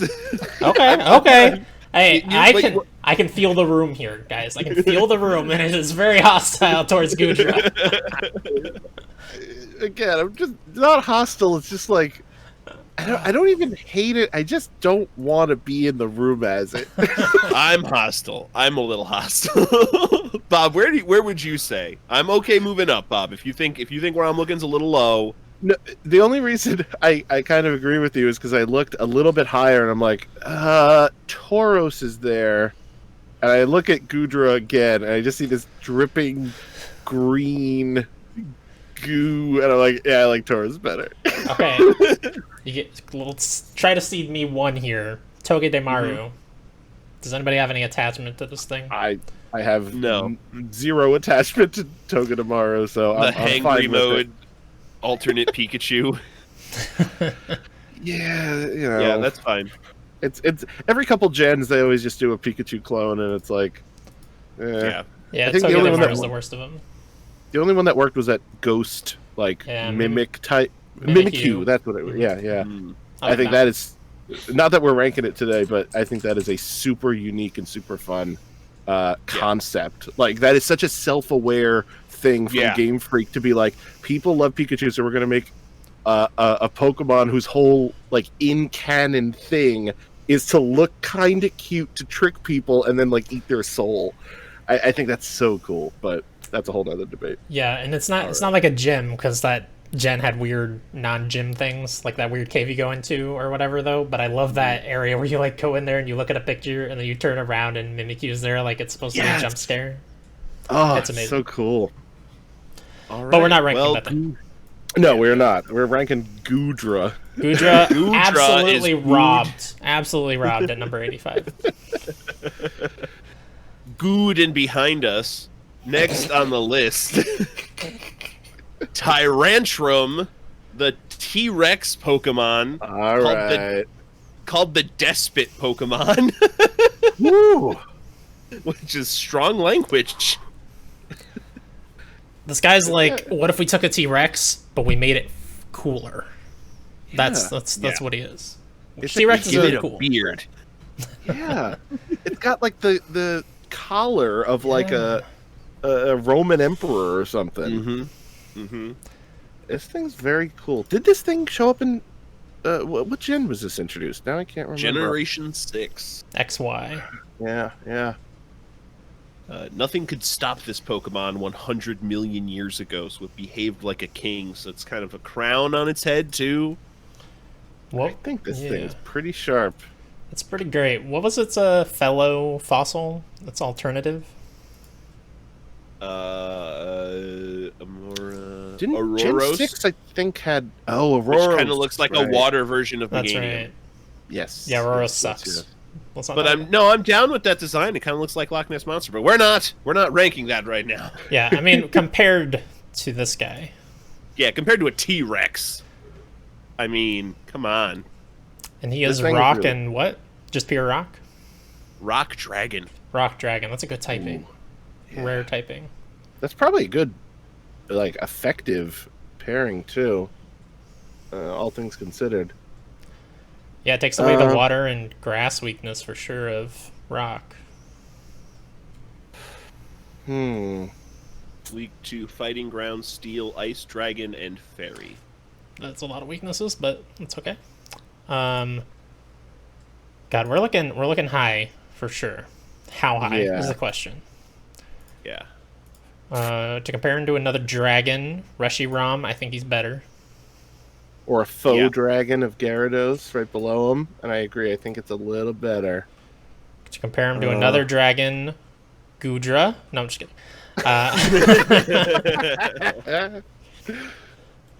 I was looking maybe right above Mudkip. Oh, hold on now. Because you go Mudkip, that means you're passing by boy Sneasel. And I don't know if I can allow this. Well, Weavile will be higher on the list. For me. Do you think Sneasel's better than Weavile? You know what? Maybe you're right. Maybe I'm kind of giving love to the whole evolutionary line. Mm-hmm. It's been known to happen around here. Weavile, that living Pokedex run, Weavile and Blissey were my tag team that was always there for that whole game. Yeah. I specifically made it a point where I wanted to see if Blissey could do it, so I took a level, I think it was 82 Blissey by itself, 5 empty slots into the Elite Four just to see if I could do it, and I won. It was a very, very fun challenge. Ooh. Maybe a little better than Mudkip. I wouldn't even go above Golduck. No offense, Wes.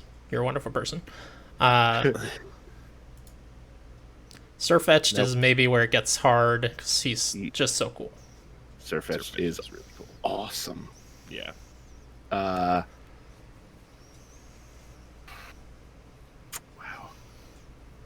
I would be fine with just above or just below Sirfetch'd.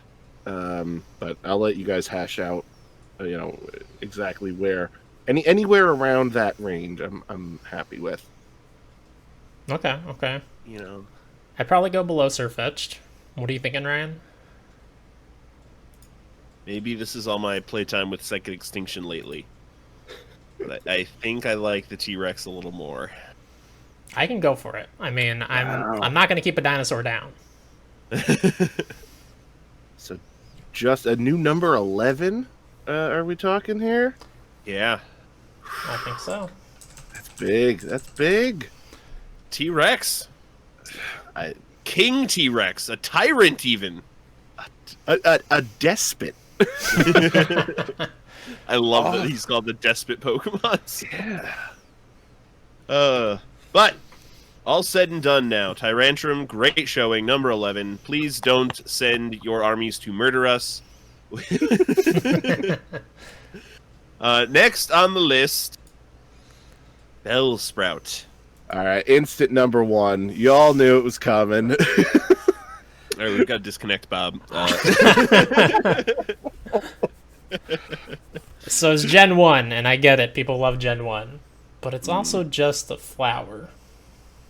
I do think this is in the Its top legs half are of vines. Gen 1 Pokemon. Sure. It's, like, as far as Gen 1 mons go, this is one of the better ones. Yeah. I love the dot eyes.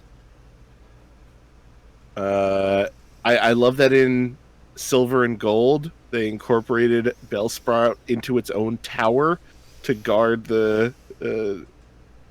Was it guarding Lugia or was it next to the Lugia tower? I forget exactly how it went. So it was in. Well, Lugia was in the Seafoam Islands. Ho-Oh was in the towers in Ekruti. That's what. Yes. There was Bellsprout Tower in the first city, which I'm drawing a blank on the name, where the flying gym is. That was used as a training tower for monks. So they could train on every floor of the tower, and the building could shift with the way it was built around. Yeah, and it would do the shimmy along with it. That I like that. That's a cool canon thing about Bellsprout because 100%. Let's be honest, the design is not exactly award-winning material. I think it's not garbage. I think it's simple, and especially for a Gen 1 first of 3 evolutionary stage, it's about all it needs to be. You know? Yeah. You don't need to really throw on all the bells and whistles because it's gonna move up the chain. You have any interesting Pokedex entries? Oftentimes, these Gen 1ers end up with some interesting stuff, having written 16 entries or whatever by now. True. Emerald. A Bellsprout's thin and flexible body lets it bend and sway to avoid any attack, however strong it may be. From its mouth, it leaks a fluid that melts even iron. Dude, it's like Bruce Lee. He's dodging all these hits, and he's breaking iron with his goo mouth. Yeah, but it's just like Bruce Lee did. Just like Bruce Lee. And Goodra. I want to say Goodra also does that. Well... Yeah, but Bellsprout doesn't look like Goodra does. Wow. Bellsprout's not actively dripping. I see where you're looking, Chris. I think that's a good starting point. Like, Bellossom and Bulbasaur are the two comparisons. I think it's weaker than Bulbasaur for sure. I don't know about Bellossom. I think it's a little weaker than Bellossom. I think so as well. Now, Ghastly. I always get hung up on the fact that Ghastly is blown away by a stray fart.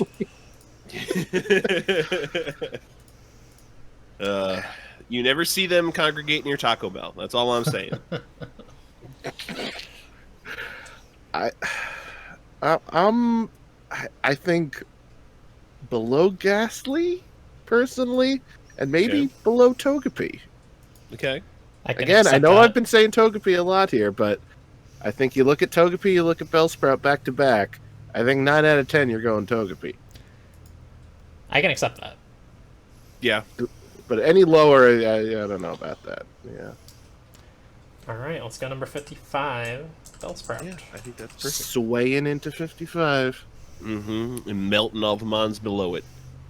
As it just especially all the steel types. Kill me, Bob. Gotcha. Next up, not a steel type, another grass type. Steenie?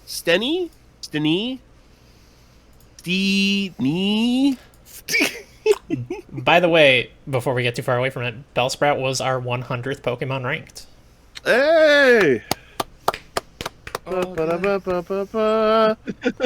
Don't worry, you're only 10% of the way through. 10% done.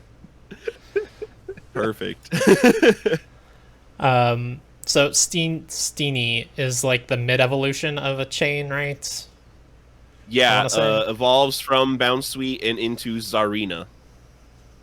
So this thing's about to topple some oligarchies.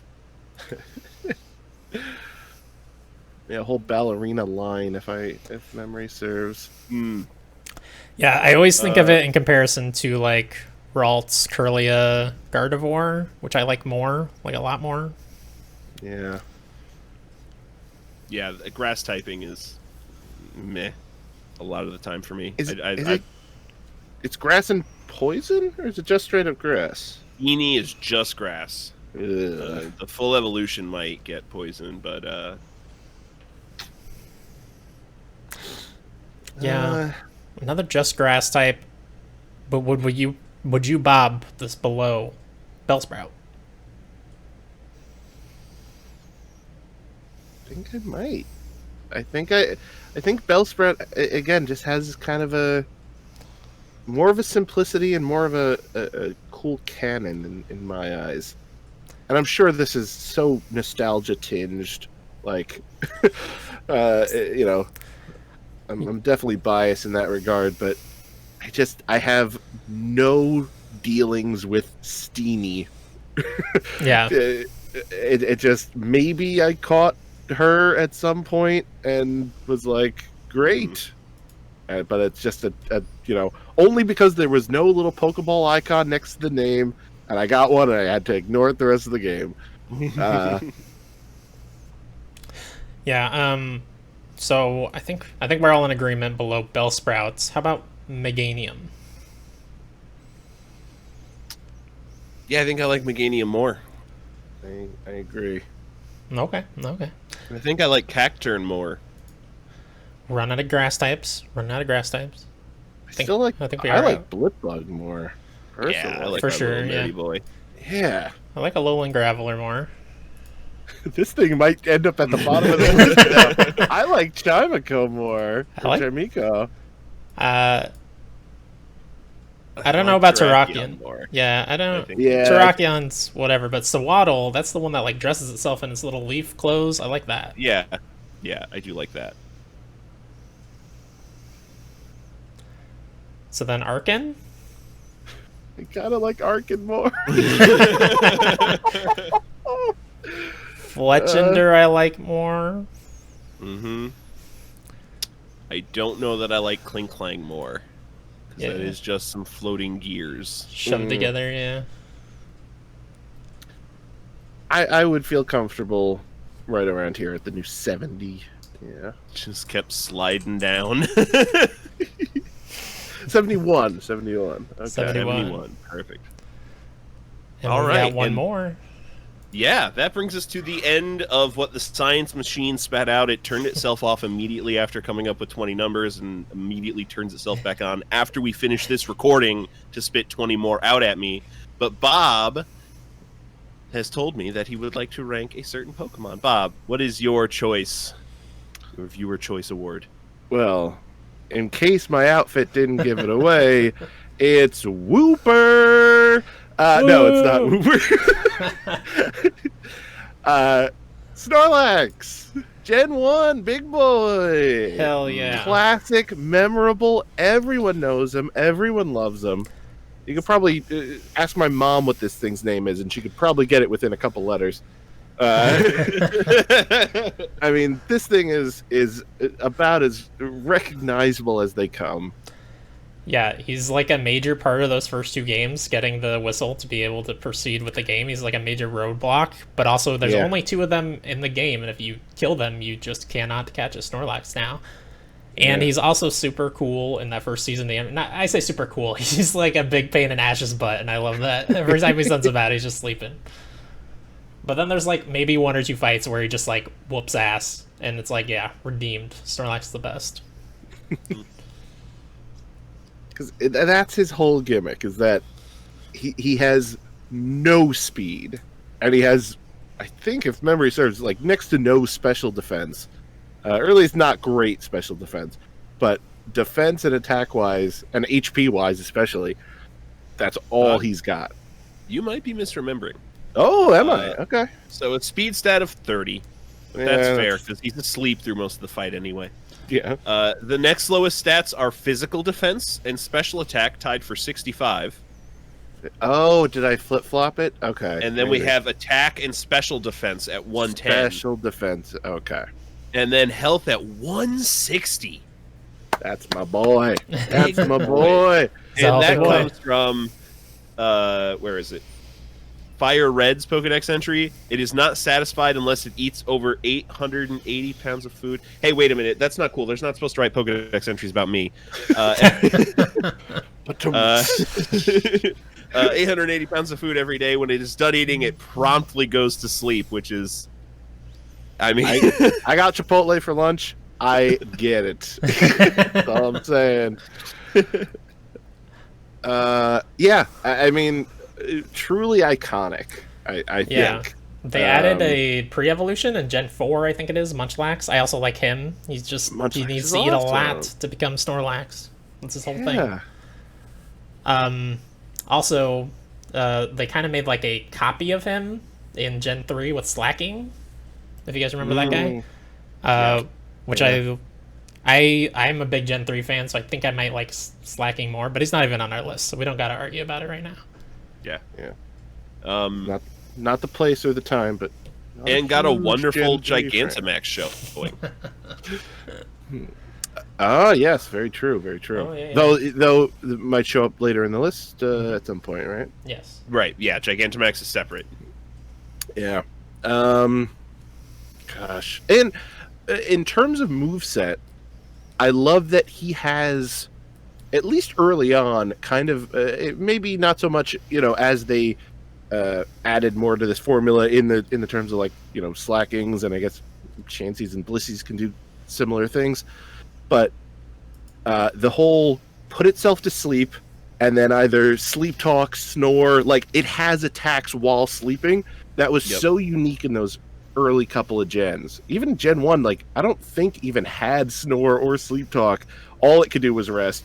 But as the generations went on, that strategy just was built upon to the point where now it's a totally viable strategy to be like, oh, he's at 30% health. I'm going to rest and just attack from sleeping. Like a sleeping Snorlax is sometimes better than a awake Snorlax.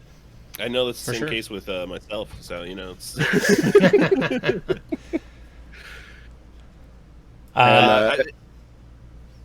strong contender. I mean, yeah, just like Chris was saying too. Everyone's got a story with Snorlax. Whether you didn't catch him from when he was a roadblock and you were like, I didn't know there were only two, or you did catch him and it's this whole story. Like you have to run into him. He's a canonical part of that story. And I love, and very few other Pokemon I could say that about. Like even a lot of the legendary birds and stuff are like optional mostly. Like Mewtwo's post game. Like there's very few that you have to run into, and Snorlax is maybe the only one, at least from that Gen 1. Yeah, I think he's technically the only Pokemon you can catch that you have to run into, isn't he? Yeah, because you have to battle. Marowak? There's no... Oh, you have to fight. Oh, if you count the Ghost Tower, right? Can you catch that Marowak though? I'm not sure. I think it specifically won't let you because it's like important to the story or whatever. But yeah, like the ghosts. Are you do still have to run into it though. So yeah, fair point. So at least one of a handful, at the very least. So Bob, this is your choice. Where would you put it if you had full autonomy? All right, I'm leaning in close to the screen here. If I had my druthers, and we all know how much I love my druthers, I would say probably making top 10. I love Sirfetch'd. I love Tyrantrum. Hippowdon's fine. Typhlosion is fantastic. Articuno's fantastic. Oh gosh. This is getting tough now. I'm looking at the top of this list. Malamar is real cool, but is there something about this sleepy boy? I would, again, this is not where it has to lie. I'm not going to die on this hill, but I would probably put it at number 4.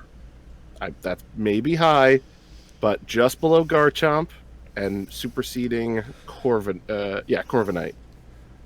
I think feels right to me. Again, is it kind of a simplistic design? Yes, but is it simplistic for the exact reason that it's supposed to be kind of cute and cuddly and constantly sleeping and eating? So it's just very well-rounded and kawaii and very huggable, and just you want a beanbag chair made out of him? Like, absolutely. So, that's what I would say. I personally think I would put him above Articuno, below Malamar. Well known how much I love Mr. Supervillain Malamar. Literally a supervillain in the anime. I was going to say below Corviknight, above Malamar. Ooh. If we average out our choices, it ends It's a new up on number Ryan's.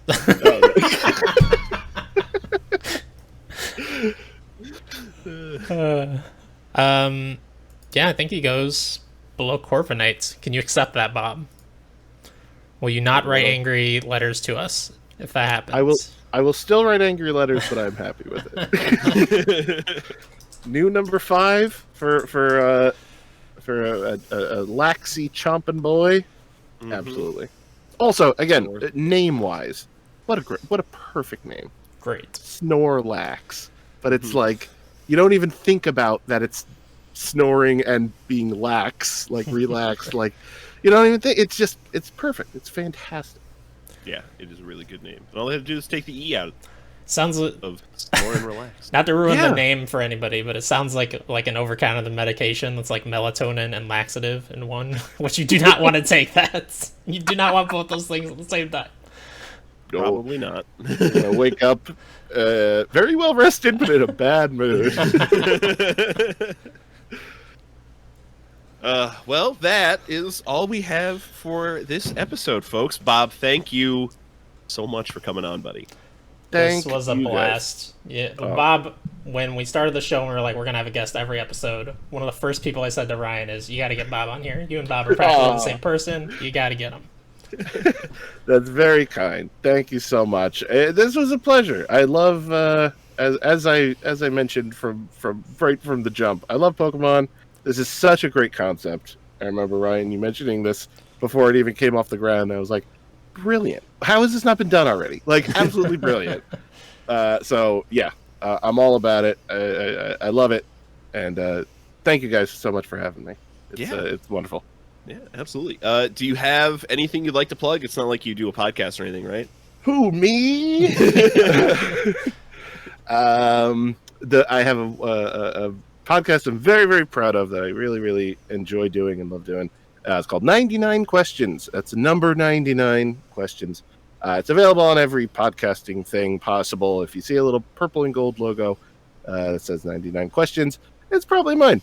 I've had some wonderful guests on that I'm very, very happy with. People in the gaming world, the Mary Kishes of the world, the Dan Reicherts, the Ben Hansons, Nina Freeman, game designer. I've had people in the comedy world, Jeffrey James, O'Reilly Anspaugh, people in the acting world, Cecily Bro, people in the D&D world, Adal Rafai, Beth May. I'm actually going to have Brennan Lee Mulligan on this Sunday. Well, this episode's coming out this Sunday. Who's like a former College Humor guy and does a lot of D&D stuff, very, very popular. And then if you're into the weird episodes, I have possibly my weirdest one ever coming out right after the Brennan Lee Mulligan one. If you like the chat roulette episode, this one is going to satisfy that same itch. It's the proudest I've been of an episode, and it's taken me about 7 months to do. Oh, wow. I don't want to give it away. That's fair. But if you love weirdness and very high-profile celebrities, I would certainly check it out. So, 99 questions. It's really cool, and I really love doing it. And Ryan was a guest. Yeah. He was on. You can listen to his. He was on twice, technically. Yeah. Kind of. Yeah. Yeah. It's super fun. Yeah, I love that show. I love it so much, Bob. It's a wonderful podcast. Thank you. I'm having a great time doing it, and as long as people keep saying yes, I'm going to keep doing it. That's all you need, right? Turns out. For our stuff, every Tuesday, I'm still playing Pokemon. We finally beat Yellow, people. We did it. We got past Gen 1. Nice. Now we're into the real meat of it. Silver and gold, baby. Are you going? I'm going Crystal. Crystal, fair. Yeah, it's a great upgrade. Yeah. Yeah, I love it. So it's going to be Crystal, then Emerald, then Platinum, and then I have decisions to make. There's no Pokemon Gray version, unfortunately. Yeah, they weirdly dropped the ball with that. I never quite understand it, but there's also no Pokemon Z or. Oh yeah, yeah. Wow, yeah, you're right. Yeah. Yeah, they just like Pokemon Horizon. Yeah, Pokemon Horizon Zero Dawn. Yeah, it's weird. They went Black 2, White 2, and then they also made Ultra Sun, Ultra Moon. But X and Y, they just said, we don't like these ones. We don't need to do anything there. Yeah. Nobody likes the French. I'm sorry, French people. You're wonderful. Analytics to European viewership dropping suddenly. Chris, do you have anything you're doing? This is very related to Pokemon. We're playing through the entire Resident Evil series as well. Practically the same. You're catching monsters of a sort with your gun. Catch those bullets. Yeah, we're playing the entire series. We just started Resident Evil 2 Remake. And Resident Evil Village just came out. We won't be playing that on stream until later this year, but we are doing an exploration of that game coming up right after we finish Outriders. Yeah, and if you're scaredy pants like me and you don't want to play Resident Evil, Tom and myself are splitting off and doing Death Stranding with a bunch of guests as we have some dueling digs. I love me some Death Stranding. Yeah, I can't wait. I've only played about half of that game, and then I fell off. I'm excited to get back to it. One of 3 platinum trophies I've ever gotten in my life. One of them's Death Stranding. Oh, wow. Yeah. Is one of them Spider-Man? No, I never played Spider-Man. Okay. Don't tell anyone. They'll take my gamer card away. We'll just edit this part of the podcast out. Thanks, everyone, for listening in as we sat here and argued about the most important arguments of our life. We'll be back next week with 20 more Pokemon that the science machine threw at me in my sleep. Until then, everybody, be well, and remember, gotta rank 'em all. Gotta break it, mirror. Gotta rank 'em all, Pokemon.